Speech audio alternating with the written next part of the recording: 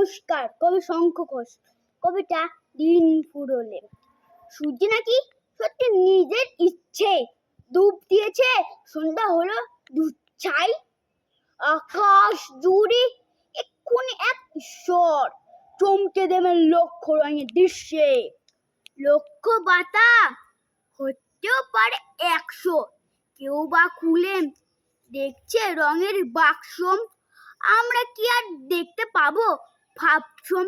বাপ মায়েরা যাবে মুছছম পাখির শাড়ি যেমন ধানের গুচ্ছে আদার ফেলে ঘরের দিকে উড়ছে, তেমনি এবার ফিরতে হবে সত্যি নিজের মন খারাপের গর্তে।